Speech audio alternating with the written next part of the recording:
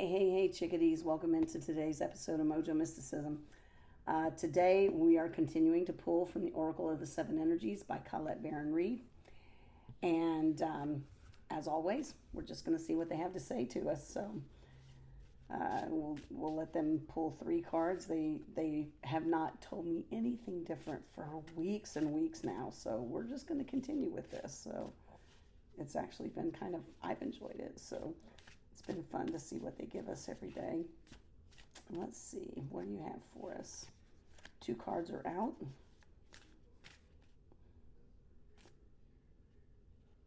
Nope, that's not it. Sometimes, as you know, I have to touch them to see if I get a hit. That's it. That's the 3rd card. All right, so let's see what we have.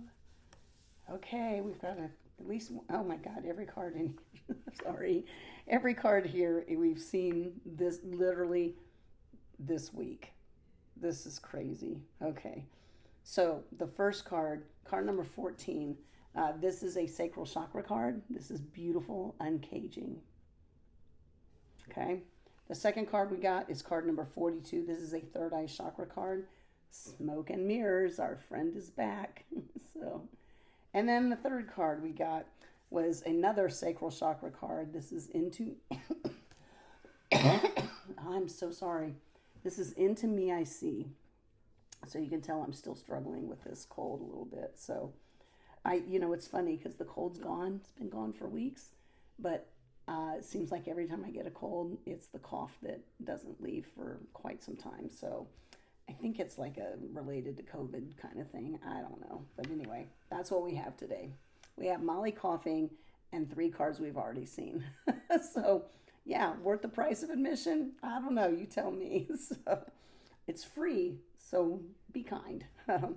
Anyway, so yes, we've seen all 3 of these this week already. So the beautiful Uncaging and Into Me I See, both being Sacral Chakra cards, are really, reminding us to remain grounded in our bodies. Okay, it's grounded in our bodies, rooted in that sacral chakra, which is the seat of your emotions and your sexuality, among other things, but primarily your emotions and sexuality. So stay in your body, really understand the somatic nature of your body and how it talks to you. So yesterday we talked about the body being an antenna. The body is going to be the first thing that talks to you. So when we talk about intuition and when we get intuitive hits, oftentimes those of you who are clairsentient are going to feel things first. That is a somatic feeling in your body. And then you remember we talk about the gut check, right? We probably all talked about that growing up. And that gut check, that is that is your sacral chakra and your solar plexus kind of coming together to give you information about what's going on. But your body will be the first thing that tells you. And then we talk about here the 3rd eye card, the smoke and mirrors, because that's what your body's going to tell you about. Your body's going to tell you when something's off. It's going to be the first thing that tells you.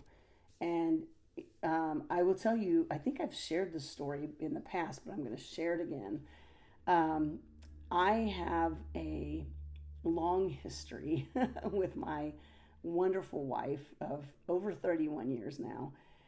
And we have a lovely marriage. And what is interesting, though, there are a few aspects that I'm sure are frustrating to her. And this is one of them. Because I can feel energy shifting before others even know it's shifting. And so oftentimes I will ask her, what's going on? And she'll be like, nothing. What are you talking about? I'm like, I know something's going on. The energy is shifted. So that is, excuse me, there I go again. That is unfortunately for others, one of the things that I feel immediately. I can sense it in a nanosecond. I've also had that become problematic in friendships from time to time where I'm like, what's up? And they're like, no, nothing. And I'm like, yeah, there's something. You'll tell me when you're ready. So, or you won't tell me. I don't know. But yeah, so that's what these cards are telling us is just remember to stay grounded, be in your body, right? Be in your body. It is your antenna. It's going to tell you what's going on, probably before other things are. And if you ignore it, there are consequences, unfortunately. So I haven't shared this story, I don't think, yet. Back in 2022, I had been hearing, guidance for quite a long time about slowing down. Now, most people look at me today and say, there's no way you've slowed down. And in some ways, they're probably right, but in other ways, they're not. I've slowed way down. But let me tell you this story, because back in 2022, again, years before, several years, my guides have been saying, even the ones I didn't recognize at the time, those guides were saying, slow down, slow down, slow down, right? It's time to slow your roll, girl. And I did not listen to them, and I didn't listen, and I didn't listen. And I ended up it was in the middle of Omicron and COVID. I ended up as a hallway patient in an ER with a ruptured colon. And that led to major surgery. It also led to a near-death experience, which is frankly part of the reason I'm here today. But it was the result of me not listening to my body, not listening to the guidance. And the guidance, I literally was getting, the clairaudience, the guidance coming in. But I first was feeling it in my body. It's like, it's time to slow down, Molly. And I ignored it. Okay. Now, was I wrong to ignore it?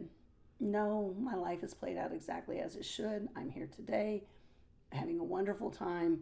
I have definitely slowed my roll, although people were like, how the hell do you do everything you do every day? And the answer to that is because I just don't effort my way through it. I only do what I love, but I do a lot of things that I love every day. So, but that's kind of the message in a nutshell, is that we were, I was being communicated to through my body and then through my guidance, and I didn't pay attention to it. And so when I'm sharing with you these things about, like, you're going to have a somatic response and you might want to listen to it, it's really so that you don't go down the same path I did, because that was not fun. So I was in the hospital for 3 weeks. I had complications. They thought that I might have an internal infection in the wound. They might have to open me back up again, blah, blah, blah, all kinds of fun stuff. And, Omicron was raging on. So I don't want that for you. So when your body speaks to you, please, please, please do yourself a favor and listen to it. It's trying to tell you that you got some smoke and mirrors going on, and it's time to clear away the fog and see clearly what's happening in your life so that you can make very good decisions and judgments based on clear guidance. So that's it for today. I'm going to stop yammering on. Maybe next week my voice will be back. I don't know. It's been a while. So, but I will be back next week. Actually, it's not even next week. It's Thursday. So I will be back tomorrow. And then hopefully Bindi will be kind to us this week on Saturday. We'll see. She's pretty snarky, but she, I tell you something, in real life, that dog is one of the kindest beings I've ever met. She just, she is, it's a joy to live with that dog. So in reality, Bindi's not snarky at all. She's very loving and very kind and not judgmental. I do, however, have another dog that is judgmental. So who knows? Maybe she'll pop in at some point in time. Her name's Piper, and Piper's a Woodle. So Bindi's a standard poodle. Piper is a soft-coated Wheaten Terrier poodle mix. So anyway, so enough about them. I hope you have a wonderful night. I will be back here tomorrow with another episode of Mojo Mysticism, and then we will turn it loose for Bindi. So, all right, I love you. Thanks for being part of our community. Just, I love the comments. Please, let me know if you've got questions that we can answer for you, or, anything that you want to bounce off of me, I'm happy to respond to. So, all right, take care, chickadees. We will see you tomorrow. Mwah.